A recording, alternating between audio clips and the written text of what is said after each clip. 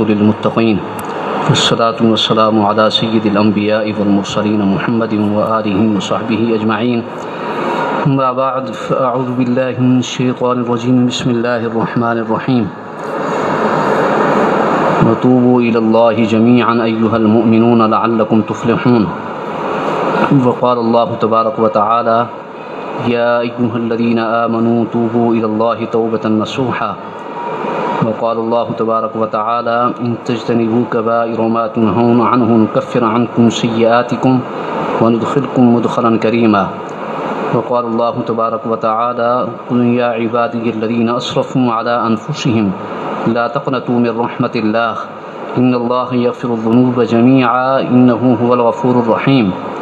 قال النبي صلى الله عليه وسلم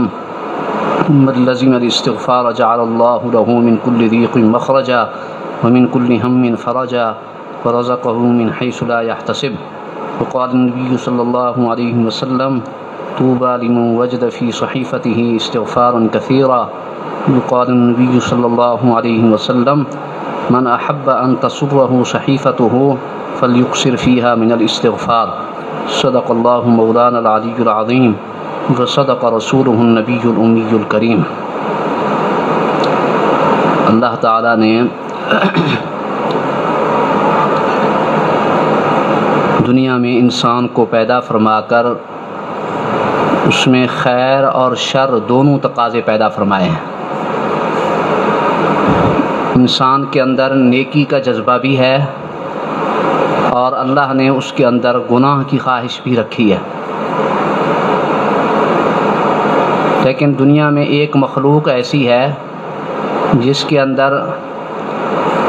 خیر اور شر کا کوئی تقاضا ہے ہی نہیں. یعنی یوں سمجھیں کہ ایک مخلوق سراپا خیر ہے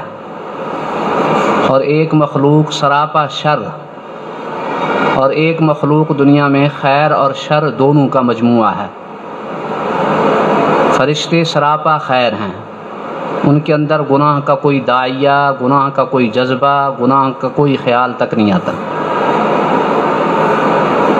شیطان کو اللہ تعالیٰ نے سراپا شر بنایا. اس کا کام صرف اور صرف دنیا میں شر اور فساد پھیلانا ہے اور لوگوں کو گمراہ کرنا ہے. حدیث میں آتا ہے شیطان کو جب دنیا میں اللہ تعالیٰ ہمیشہ کے لیے راندہ درگاہ فرما رہے تھے، ہمیشہ کے لیے اس کو اپنے در سے دھتکار رہے تھے، تو ایک تو قرآن مجید میں اس کا قول نقل کیا گیا کہ ثم لآتینہم من بین ایدیہم ومن خلفہم وعن ایمانہم وعن شمائلہم ولا تجد اکثرہم شاکرین، کہ یا اللہ آپ نے اس انسان کی وجہ سے اگرچہ مجھے جنت سے نکالا ہے تو اب میں بھی ان انسانوں کو گمراہ کرنے کی پوری کوشش کروں گا. میں ان کے سامنے سے بھی آؤں گا، ان کے پیچھے سے بھی آؤں گا، ان کے دائیں ان کے بائیں ہر طرف سے ان کو گمراہ کرنے کی کوشش. اور حدیث میں ہے کہ اس نے اللہ تعالیٰ کی عزت کی قسم کھا کے وعزتک یا رب لا ابرح اغوی عبادک ما دامت ارواحہم فی اجسادہم، اے میرے رب مجھے آپ کی عزت کی قسم میں آپ کے ان بندوں کو ہمیشہ گمراہ کرتا رہوں گا، مسلسل گمراہ کرتا رہوں گا جب تک ان کے جسم میں روح باقی ہے. اور حدیث میں ہے کہ اللہ تعالیٰ نے اس کے جواب میں فرمایا وعزتی وجلالی، میری عزت اور میری جلال کی قسم لا ازال اغفر لہم مستغفرونی، او کما قال، فرمایا کہ میری عزت اور میری جلال کی قسم میں بھی اپنی بندوں کی مغفرت کرتا رہوں گا جب تک کہ یہ بندے مجھ سے گناہوں کی معافی مانگتے رہیں. اور ایک حدیث میں فرمایا، حدیث قدسی ہے، یعنی اللہ تعالیٰ کا ارشاد نبی کریم صلی اللہ علیہ وسلم نقل فرمائے، اس کو حدیث قدسی کہتے ہیں. اس میں ہے یا ابن آدم انک ما دعوتنی ورجوتنی غفرت لک علی ما کان منک ولا ابالی، اے انسان جب تک تو مجھے پکارتا رہے گا اور مجھ سے اپنی امید قائم رکھے گا اس وقت تک میں تیری مغفرت کرتا رہوں گا اور مجھے تیرے گناہوں کی کوئی پرواہ نہیں ہے.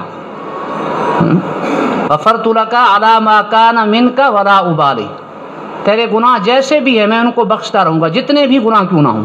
اور مجھے تمہارے گناہوں کی کوئی پرواہ نہیں۔ یا ابن آدم لو بلغت ذنوبک عنان السماء ثم استغفرتنی غفرت لک، اے انسان تیرے گناہ اتنے ہو جائیں کہ زمین اور آسمان کے درمیانی خلا کو اور فضا کو پر کر دیں، ہاں یعنی تیرے گناہ آسمانوں کی چھت کو چھونے لگیں، اتنے زیادہ گناہ اگر تیرے ہو جائیں، پھر بھی اگر تو مجھ سے سچے دل سے معافی مانگے گا تو میں تیرے سارے گناہوں کو معاف کر دوں۔ یا ابن آدم انک لو اتیتنی بقراب الارض خطایا ثم لقیتنی لا تشرک بی شیئا لاتیتک بقرابها مغفرہ، تو اتنے گناہ میری بارگاہ میں لے کر آئے کہ روئے زمین بھر جائے، ان سے روئے زمین بھر جائے، اتنے گناہ میرے پاس لے کے آئے تو میں اتنی ہی تیری مغفرت کروں گا، شرط صرف یہ ہے کہ تیرے پاس شرک کا گناہ نہ ہو۔ ہاں اس حدیث کے اندر 3-4 شرطیں بیان کی گئی ہیں۔ پہلی شرط یہ ہے کہ بندہ مجھ سے دعا کرتا رہے، دوسری شرط یہ ہے کہ مسلسل میری رحمت کا امیدوار رہے، اور تیسری شرط یہ ہے کہ استغفار کرتا رہے، آگے بھی گناہوں کی معافی مانگتا رہے، اور چوتھی شرط یہ ہے کہ اس کے دامن میں، اس کے نامہ اعمال میں شرک کا گناہ نہیں ہے۔ یہ شرائط اگر انسان کے اندر موجود ہوں تو اللہ اس کے سارے گناہوں کو معاف کر دے گا۔ تو اللہ نے دنیا میں انسان کو پیدا فرما کر اس کے اندر خیر اور شر کے دونوں جذبے رکھے، یعنی انسان کو پیدا فرما کر اس کے ساتھ اس کے 2 دشمن بھی پیدا فرما دیے، نفس اور شیطان، لیکن ساتھ ہی ان دونوں کا علاج اور تریاق بھی پیدا فرما دیا توبہ اور استغفار کی شکل میں۔ اللہ کی رحمت بہت زیادہ ہے، بہت زیادہ۔ فرمایا کہ بچھڑے ہوئے بیٹے کا ماں اتنا انتظار نہیں کرتی جتنا اللہ اپنے بگڑے ہوئے بندے کا انتظار فرماتے ہیں۔ ایک بیٹا نوجوان کسی کا بچھڑ جائے ماں سے تو ماں کتنی مہربان ہوتی ہے، کس قدر اس کے دل میں رحمت ہوتی ہے، شفقت کا جذبہ ہوتا ہے، ساری رات اس کو نیند نہیں آتی اپنے بچھڑے ہوئے بیٹے کی جدائی میں، ہاں اس کی نیند ختم ہو جاتی ہے، اس کی بھوک ختم ہو جاتی ہے، اس کی پیاس رخصت ہو جاتی ہے اپنے نوجوان بیٹے کی جدائی کے اندر۔ اگر کسی کا بیٹا بچھڑ جائے اور وہ اس کے انتظار میں رہے، اس کی ماں ساری رات انتظار کرتی، دروازہ کھٹکھٹاتا ہے کوئی تو ماں فوراً اٹھ پڑتی ہے، شاید میرا بیٹا آ گیا۔ ماں کی محبت دنیا میں ضرب المثل ہے، اور حدیث میں ہے کہ اللہ تعالیٰ ماں سے 70 حصے زیادہ شفقت اور مہربانی فرماتے ہیں اپنے بندوں سے۔ اللہ تعالیٰ 70 حصے زیادہ مہربان، زیادہ شفیق ہے اپنے بندوں کے اوپر۔ قل یا عبادی الذین اسرفوا علی انفسہم لا تقنطوا من رحمت اللہ ان اللہ یغفر الذنوب جمیعا انہ هو الغفور الرحیم۔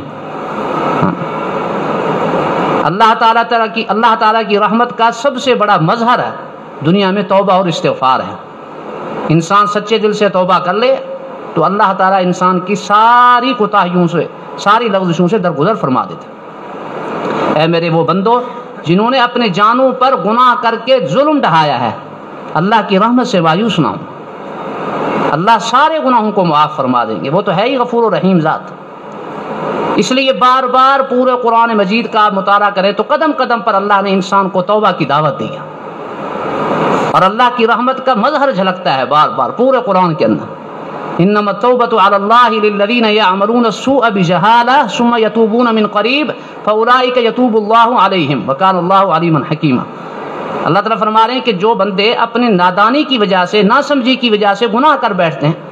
اللہ تعالیٰ کے اوپر لازم ہے ان کی توبہ قبول کرنا۔ انما التوبۃ علی اللہ للذین یعملون السوء بجہالہ، نادانی اور جہالت کی وجہ سے گناہ کر بیٹھے، ثم یتوبون من قریب، پھر جلد ہی توبہ کر لیتے ہیں، فاولئک یتوب اللہ علیہم، اللہ ان کی ضرور توبہ قبول فرمائیں گے۔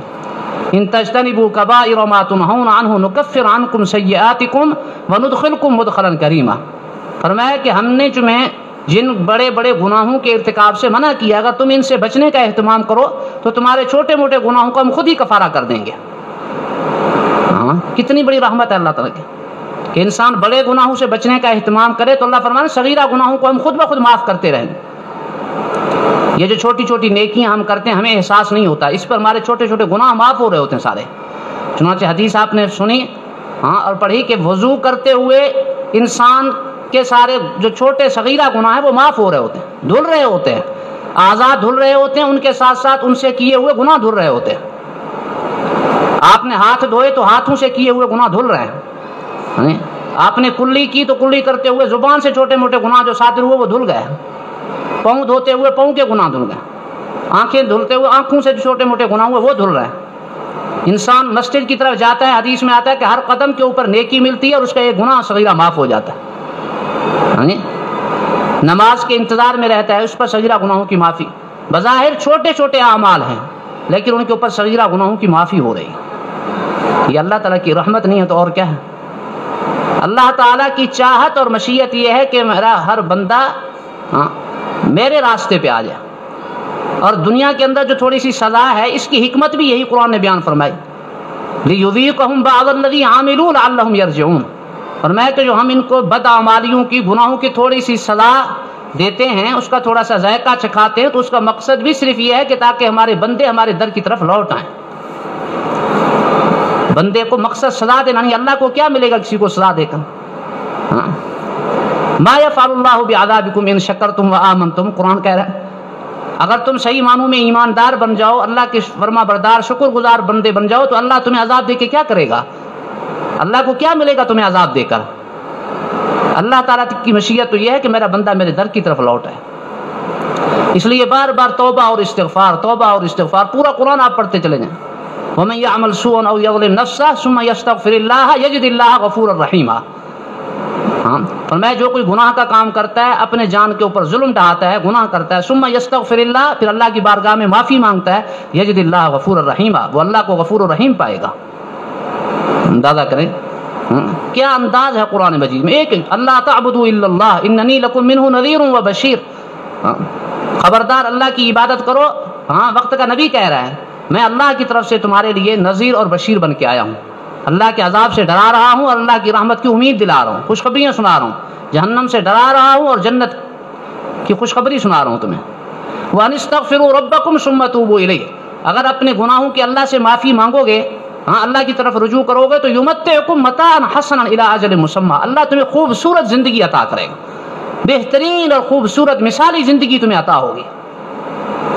وَإِن تَوَلَّوْا فَإِنِّي أَخَافُ عَلَيْكُمْ عَذَابَ يَوْمٍ كَبِيرٍ، لیکن اگر روح گردانی کرو گے تو پھر اللہ کا عذاب آئے گا۔ آپ حیران ہوں گے، قرآن مجید کا میں ایک دفعہ اس نقطۂ نگاہ سے قرآن مجید کا مطالعہ کیا کافی دیر تک کہ قرآن مجید میں توبہ اور استغفار کا ذکر کس کس عنوان سے آیا، تو ایک بڑی مزے کی بات میرے سامنے آئی، چونکہ اکثر علماء طلباء کا مجمع بیٹھا ہے تو ان کے لیے دلچسپی کی بات کہ انبیاء کرام علیہم الصلوۃ والسلام جتنے بھی گزرے، انہوں نے توحید کے بعد سب سے زیادہ زور توبہ اور استغفار پر دیا ہے۔ یہ عجیب بات ہے، یعنی جو میرا ناقص مطالعہ یہ کہتا ہے کہ سب سے زیادہ زور تو توحید کے اوپر ہے، وہ تو تمام انبیاء کی دعوت کا خلاصہ توحید ہے، جو بھی نبی ہے سب سے پہلے انہیں دعوت یہی دی کہ اللہ کی عبادت کرو، یا قوم اعبدوا اللہ ما لکم من الہ غیرہ۔ جتنے انبیاء کا ذکر ہے تقریباً اکثر انبیاء کے ذکر کے ساتھ آپ کو یہ الفاظ ملیں گے، اعبدوا اللہ ما لکم من الہ غیرہ، ملتے جلتے الفاظ، یعنی اللہ کی عبادت کی دعوت، اللہ کے غیر کی نفی، توحید یہ سب سے پہلے جو توحید کی دعوت ہے۔ اس کے بعد سب سے زیادہ یعنی توبہ اور استغفار، اور انبیاء کی زبانوں سے یہ الفاظ کہلوائے گئے، انبیاء کی زبانوں سے اللہ نے یہ الفاظ کہلوائے گئے۔ لیکن سب سے پہلے حضرت آدم علیہ السلام کو دیکھ لیں، ابو البشر ہے، تمام انسانوں کے سب سے پہلے انسان، روئے زمین پہ پیدا ہونے والے تمام انسانوں کے باپ، اور ان کا واقعہ قرآن مجید نے پوری تفصیل سے بیان کیا ہے کہ ان سے جو غلطی سرزد ہوئی، پھر اس گناہ اس غلطی کی معافی کے لیے ان کو استغفار کے الفاظ اللہ نے خود سکھائے، فتلقى آدم من ربہ کلمات فتاب علیہ، آدم علیہ السلام نے اللہ سے کلمات سیکھے، یعنی ان کو الہام ہوئے۔ علامہ سیوطی رحمہ اللہ نے فرمایا کہ ان کے دل میں یہ الفاظ آئے، اللہ کی طرف سے دل میں یہ الفاظ ڈالے گئے، فتاب علیہ انہ هو التواب الرحیم، اللہ نے ان کی توبہ قبول فرمائی، کیونکہ اللہ تو ہیں ہی توبہ قبول فرمانے والے رحیم۔ اور کیا الفاظ سکھائے؟ ربنا ظلمنا انفسنا وان لم تغفر لنا وترحمنا لنکونن من الخاسرین۔ ہم ایسے قرآن ہم پڑھتے چلے جاتے ہیں نا، ایسے سرسری طور پر ہم پڑھ جاتے ہیں، ہمیں احساس نہیں ہوتا۔ قرآن مجید کو ڈوب کر پڑھنا چاہیے، کبھی ان الفاظ کو سوچا کرو، کیا عجب الفاظ ہیں یہ الفاظ حقیقت ایسے ہیں، اگر انسان ان کا معنی اور مفہوم ذہن میں رکھ کے ان الفاظ کو اگر پڑھے گا تو سچی بات یہ کہ یہ الفاظ اللہ کی رحمت کو جوش دلانے والے ہیں، اللہ کی دریائے رحمت میں انقلاب برپا کرنے والے الفاظ ہیں۔ یہ وہ الفاظ ہیں جن کی وجہ سے اللہ کی رحمت جوش میں آئی، حضرت آدم علیہ السلام اور حوا علیہ السلام کی مغفرت ہوئی۔ ربنا ظلمنا انفسنا، کیا عجب انداز ہے، اے ہمارے رب ہم نے تو اپنی جانوں پہ بڑا ظلم ڈھایا ہے، ہم نے بڑا ستم ڈھایا ہے اپنی جانوں پر۔ وَإِن لَّمْ تَغْفِرْ لَنَا وَتَرْحَمْنَا، اب اگر آپ ہماری مغفرت نہیں فرمائیں گے، آپ ہم سے رحمت کا معاملہ نہیں فرمائیں گے تو لَنَكُونَنَّ مِنَ الْخَاسِرِينَ، ہم تو بڑے نقصان اٹھانے والوں میں سے ہوئے ہیں۔ تو یہ الفاظ آدم علیہ السلام سے کہلوائے گئے۔ اللہ تعالیٰ کو ان الفاظ کے اوپر اللہ تعالیٰ کو ترس آیا، اللہ کی رحمت جوش میں آئی، تو اللہ تعالیٰ نے ان الفاظ کے کہنے پر ان کی مغفرت کا فیصلہ فرمایا۔ ان کے بعد حضرت نوح علیہ السلام ہے، تو حضرت نوح علیہ السلام اپنی قوم سے کہہ رہے ہیں استغفروا ربکم انہ کان غفارا، اپنے رب سے اپنے گناہوں کی معافی مانگو، انہ کان غفارا، بے شک وہ خوب گناہوں کو معاف کرو۔ واقعہ ذہن میں آیا کہ حضرت حسن بصری رحمہ اللہ جو سید التابعین ہیں، جنہوں نے کم از کم 70 صحابہ کی کہتے ہیں زیارت کی، ان کے بارے میں آتا ہے کہ ان کی خدمت میں ایک آدمی حاضر ہوا اور کہنے لگا کہ حضرت میں گناہگار انسان ہوں، میری مغفرت کی دعا کر دیں۔ تو حضرت نے فرمایا جاؤ بیٹا توبہ اور استغفار کرو۔ ایک خادم بیٹھا ہوا تھا، وہ سن رہا تھا۔ کچھ دیر کے بعد ایک اور آدمی آیا اور وہ کہنے لگا کہ حضرت میرے گھر میں، میری شادی کو کئی سال ہو گئے، میرے گھر میں اولاد نہیں ہے، کوئی نرینہ اولاد نہیں ہے، آپ دعا فرمائیں اللہ مجھے کوئی بیٹا عطا فرما دیں۔ حضرت نے اس کو بھی یہ فرمایا کہ جاؤ توبہ اور استغفار کرو۔ تیسرا ایک آدمی آیا، وہ کہنے لگا کہ حضرت میرے گھر میں بڑی تنگی کے دن گزر رہے ہیں اور مالی تنگی کا میں شکار ہوں، آپ دعا فرمائیں اللہ میری رزق میں برکت عطا فرما۔ تو حضرت نے اس کو بھی فرمایا جاؤ استغفار کرو۔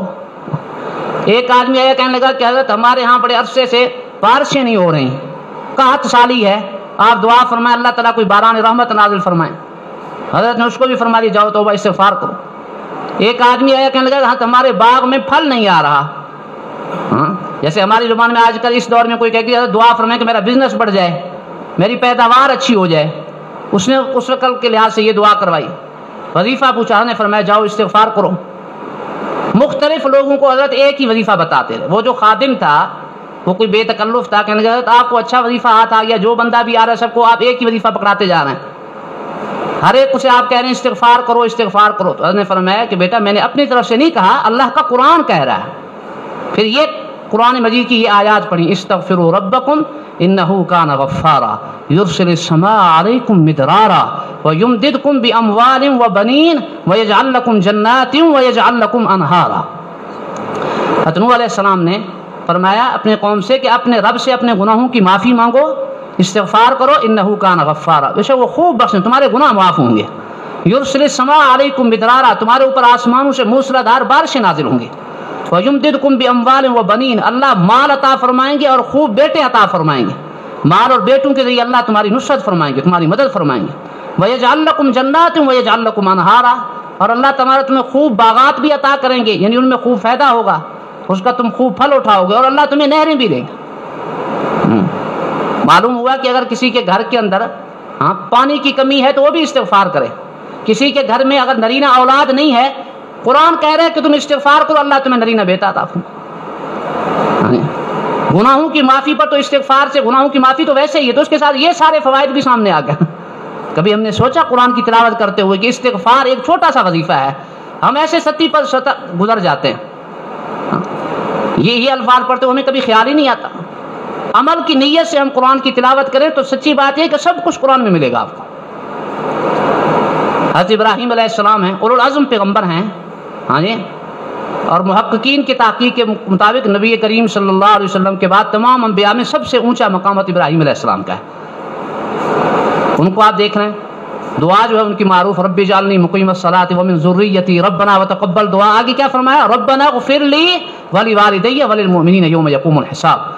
اے اللہ میری، میرے والدین کی اور قیامت کے دن تمام مسلمانوں کی مغفرت کرنا۔ سب کے لیے معافی کی دعا درخواست، اپنے لیے بھی معافی مانگ رہے ہیں اور اپنے والدین کے لیے اور تمام دنیا انسانیت مسلمانوں کے لیے سب کے لیے مغفرت کی دعا کر۔ حضرت موسیٰ علیہ السلام کو دیکھ لیں، ان سے ایک تھوڑی سی غلطی ہوئی ہے،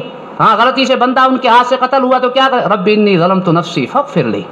اے اللہ میں نے تو اپنی جان پہ بڑا ظلم کیا، بڑی زیادتی ہو گئی ہے مجھ سے، آپ مجھے معاف فرما دیں، انہ هو الغفور فاغفر لی فغفر لی انہ هو الغفور۔ مجھ سے آپ مجھے معاف فرما دیں، انہ هو الغفور فاغفر لی فغفر لی انہ هو الغفور۔ اللہ فرما رہے ہیں ان کی معافی پر ہم نے ان کو معافی مانگ دی، ہم نے ان کو معافی عطا کر دی ان کی معافی طلب کرنے پر۔ ایک جگہ فرمایا رب اغفر لی ولی اخی، اپنے لیے اور اپنے بھائی کے لیے مغفرت کی دعا کر رہا تھا ہارون علیہ السلام کے لیے۔ ایک جگہ فرمایا انت ولینا فاغفر لنا وارحمنا، ہاں آپ ہی ہمارے کارساز ہیں، آپ ہمارے گناہوں کی معافی فرما دیں اور ہم پہ رحمت نازل فرما دیں۔ وقت کے نبی ہیں اور اتنے بڑے بڑے اولو العزم انبیاء ہیں، لیکن سب معافی مانگ رہے ہیں۔ حضرت سلیمان علیہ السلام کو دیکھیں، ہاں رب اغفر لی وہب لی ملک لا ينبغی لأحد من بعدی، اے اللہ میری معافی فرما، میرے گناہ معاف فرما، وہب لی ملک لا ينبغی لأحد من بعدی، اور مجھے ایسی عظیم سلطنت عطا فرما، بے مثال سلطنت جو میرے بعد کسی اور کو نہ ملے۔ اور واقعی دعا صحیح قبول ہوئی۔ دنیا کے ممتاز ترین حکمران گزرے سلیمان علیہ السلام، جن کی بیک وقت حکومت انسانوں پر، جنات کے اوپر، ہواؤں پر، پرند اور چرند سب پر، اللہ کی ہر مخلوق پہ ان کی حکومت تھی۔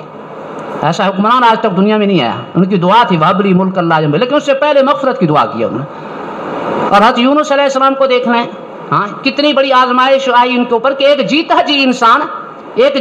انسان، ہاں زندہ انسان مچھلی کے پیٹ میں چلا گیا،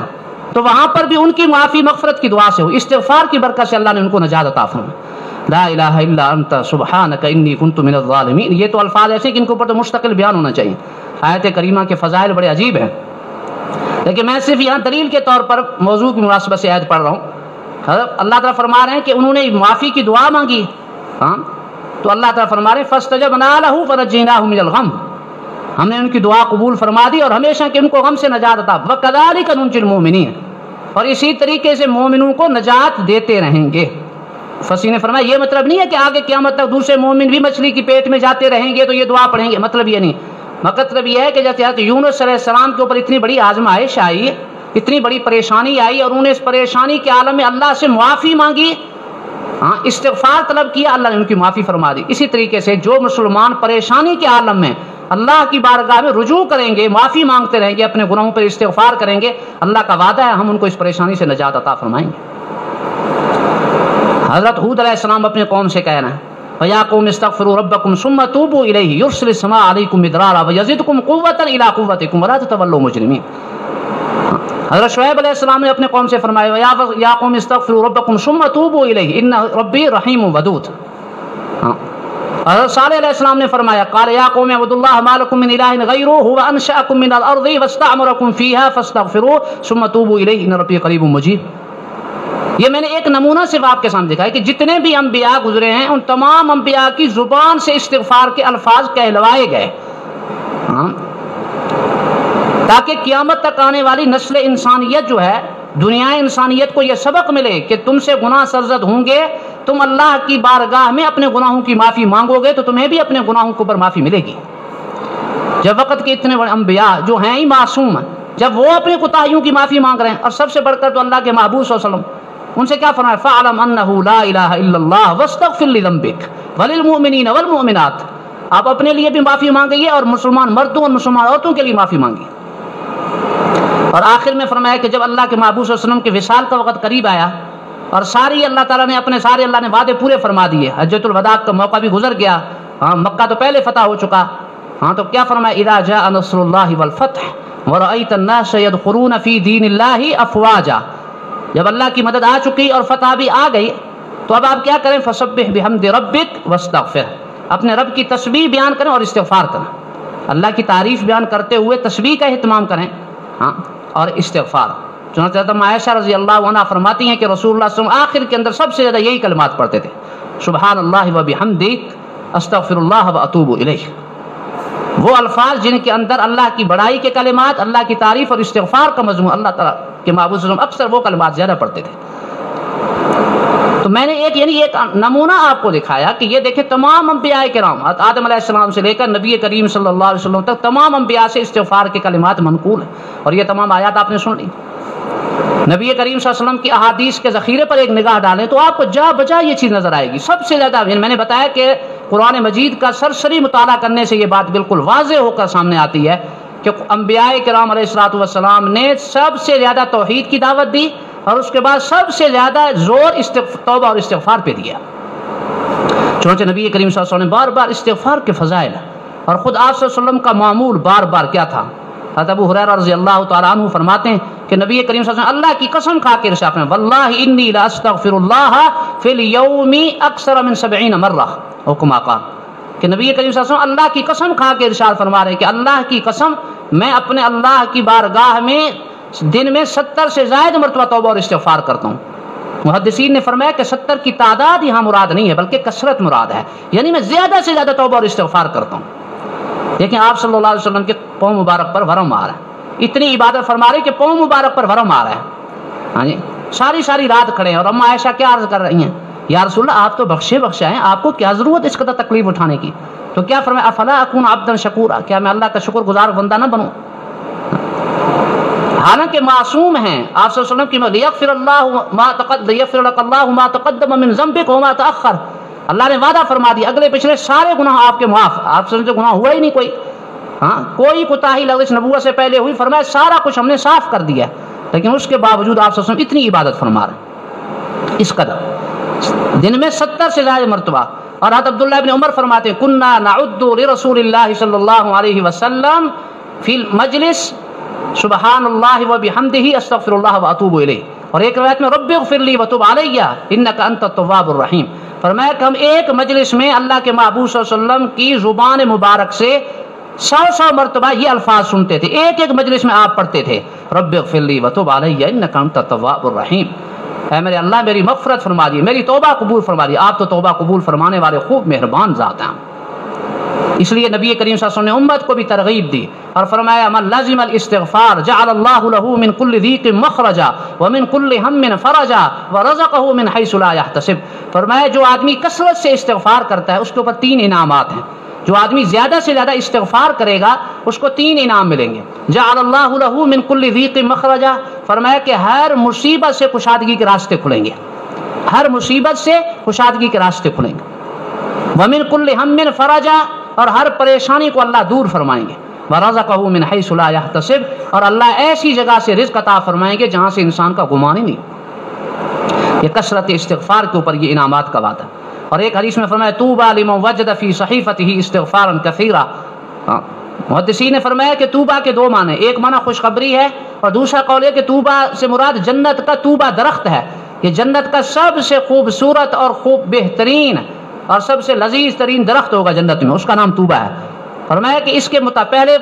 قول کے مطابق ترجمہ ہوگا اس شخص کے لیے خوشخبری ہے جو اپنے نامہ اعمال میں زیادہ سے زیادہ استغفار پائے گا، قیامت والے دن جو اپنے نامہ اعمال میں سب سے زیادہ استغفار پاتا ہے آپ سے اس کو خوشخبری سنا رہے ہیں۔ اور دوسرا فرمایا کہ جنت میں اس کو طوبیٰ کا درخت انعام میں ملے گا جو کثرت سے استغفار کرے گا دنیا میں۔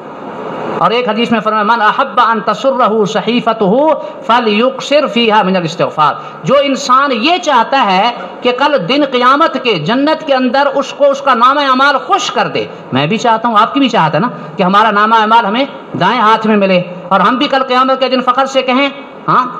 فیقول ہاؤم اقرؤوا کتابیہ انی ظننت انی ملاق حسابیہ فہو فی عیشۃ راضیہ فی جنت عالیہ، یہ فرمایا کہ جو جنتی انسان ہوگا دائیں ہاتھ میں جس کو نامہ اعمال ملے گا تو کہے گا لوگوں سے کہ آؤ اور میرا یہ نامہ اعمال پڑھو، ہاں اللہ کی بارگاہ میں خوش ہو کر ہاں کہے گا تحریش میں نعمت کے طور پر کہ آؤ میرا نامہ اعمال پڑھو، میں ایسی زندگی گزار کے آیا ہوں، اللہم اجعلنا من، ہاں میں ایسی زندگی گزار کے آیا ہوں مثالی زندگی، آؤ میرا نامہ اعمال پڑھو، تو اسی دیکھو کیسی نیکیوں کے انبار لگے ہوئے میرے نامہ اعمال میں، انی ظننت انی ملاق حسابیہ فہو فی عیشۃ راضیہ، یہ اس کا نام۔ تو فرمایا کہ جو یہ چاہتا ہے کہ اس کے نامہ اعمال اس کو قیامت والے دن خوش کر دے تو وہ کیا ہے فلیکثر فیہا من الاستغفار، فرمایا اس کو چاہیے کہ وہ استغفار کی کثرت کرے، اپنے نامہ اعمال میں استغفار خوب بڑھائے تاکہ کل اس کو نامہ اعمال اس کو خوش کر دے۔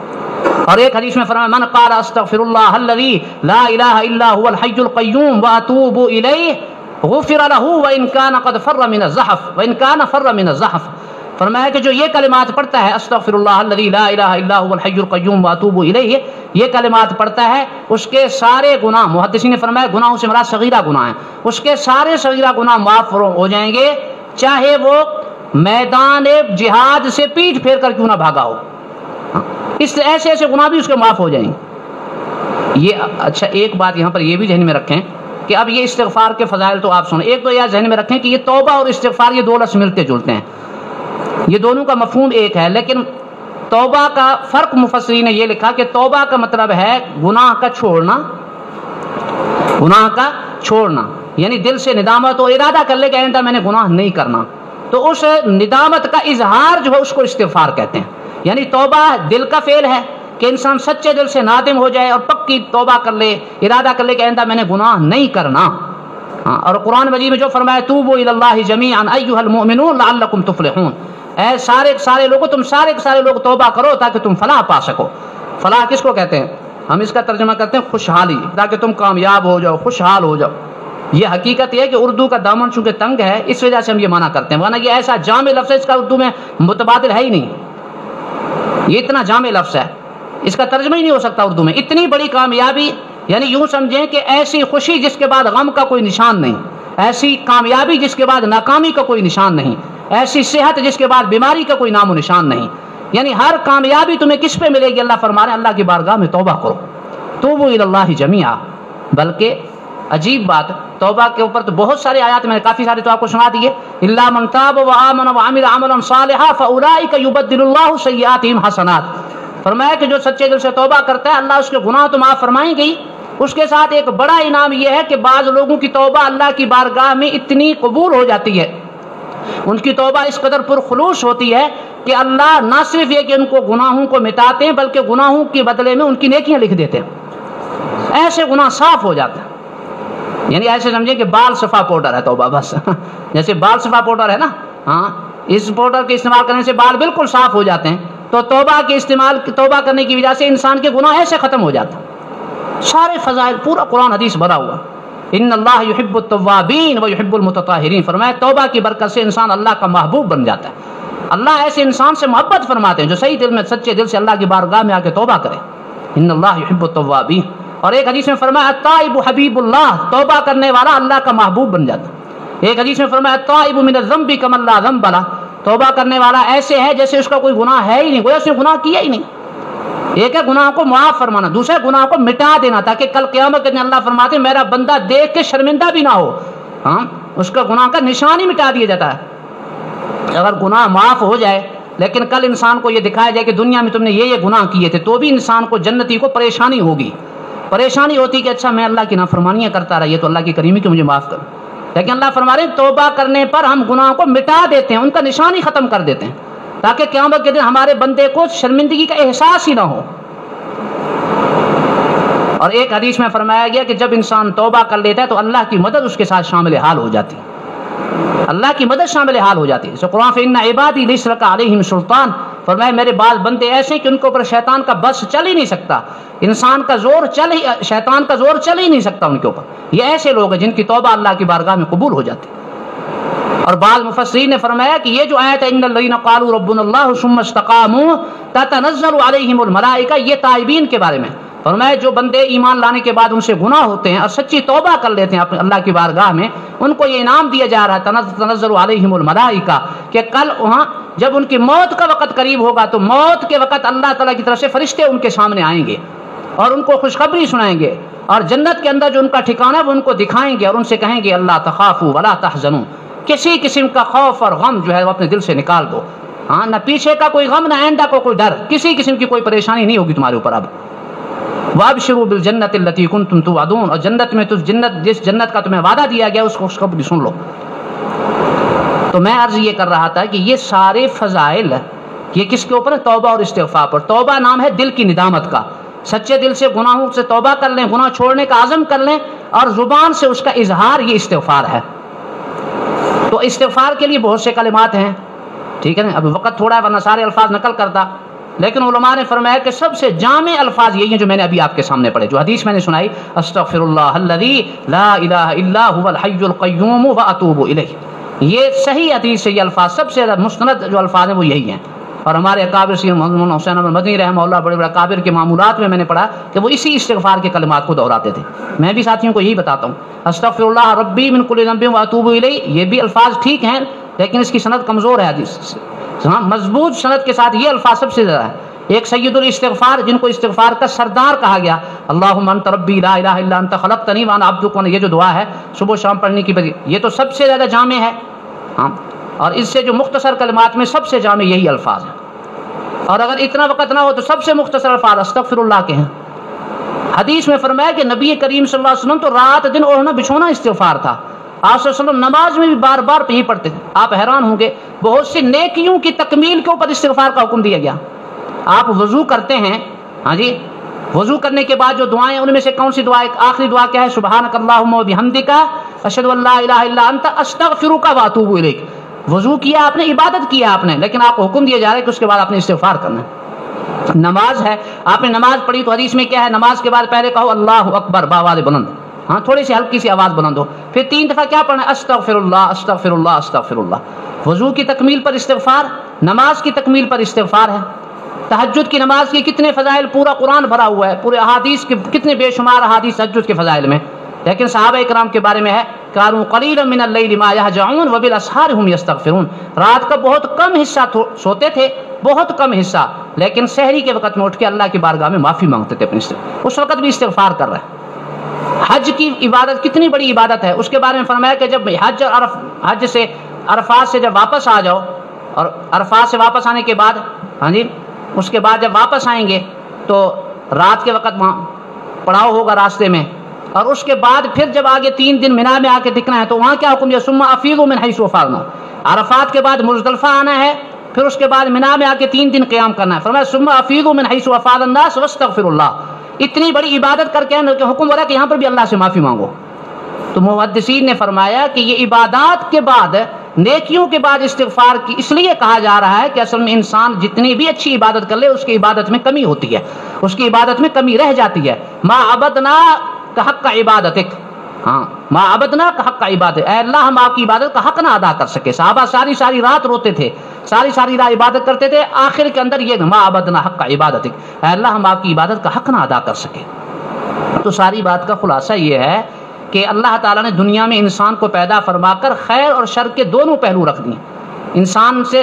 خیر بھی ہوگا اور شر بھی ہوگا, انسان سے نیکی بھی کی توفیق بھی ملے گی, برائی بھی انسان سے صادر ہوگی, لیکن اس برائی پہ انسان پریشان نہ ہو, اللہ کی بارگاہ میں سچے دل سے توبہ اور استغفار کا اہتمام کرے, اللہ سارے گناہوں کو معاف فرمائیں گے. تو توبہ اور استغفار کا اہتمام, اب اس کے لیے کرنا کیا ہے, ساری بات کا حاصل اور خلاصہ یہ ہے کہ ایک تو ہمیں صبح و شام کی دعاؤں کا اہتمام کریں, اور صبح و شام کی دعاؤں کے اندر سید الاستغفار ضرور پڑھنا چاہیے. ہمارے استاد محترم مفتی محمد تقی عثمانی صاحب فرما رہے تھے کہ سوتے وقت بھی سید الاستغفار ضرور پڑھیں, کیونکہ حدیث میں بشارت سنائی, فرمایا کہ جب رات کو سونے سے پہلے شام کے وقت میں یہ کلمات پڑھے گا اور رات میں اس کا انتقال ہو گیا, ان کلمات پر یقین رکھ کے جو یہ کلمات پڑھے گا تو سیدھا جنت میں چلا جائے گا, اور صبح پڑھے گا اور رات آنے سے پہلے انتقال ہو جائے گا تو سیدھا جنت میں. تو فرمایا کہ تاکہ ہمارا خاتمہ بھی ان استغفار کے کلمات پہ ہو جائے, تو سوتے وقت بھی یہ سید الاستغفار پڑھنا چاہیے. صبح و شام کی دعاؤں میں بھی آپ یہ دعا ضرور پڑھیں, اور صبح و شام کی جو تسبیحات ہیں اس میں ہمارے اکابر استغفار کی تسبیح بھی بتاتے ہیں. 3 تسبیحات عموماً بتائی جاتی ہیں, ایک پہلی تسبیح تیسرے کلمے کی, اور دوسری تسبیح استغفار کی, اور تیسری تسبیح درود شریف کی. تو صبح و شام کی تسبیحات میں استغفار کو شامل کریں, صبح و شام کی دعاؤں میں استغفار کو شامل کریں. اس کے ساتھ ساتھ روزانہ سونے سے پہلے صلاۃ التوبہ کے 2 رکعت ضرور پڑھنی چاہیے,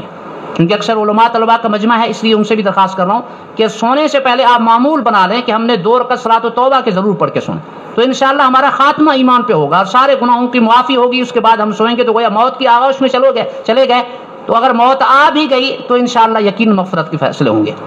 اور اس کے ساتھ ساتھ دعائیں, جن دعاؤں کے اندر استغفار کے الفاظ ہیں, ربنا ظلمنا انفسنا وان لم تغفر لنا وترحمنا لنكونن من الخاسرین, ربنا اغفر لنا ذنوبنا واسرافنا في امرنا وثبت اقدامنا وانصرنا على القوم الكافرين, ربنا اغفر لنا ذنوبنا وكفر عنا سيئاتنا وتوفنا مع الابرار, ربنا اغفر لي ولوالدي وللمؤمنين يوم يقوم الحساب,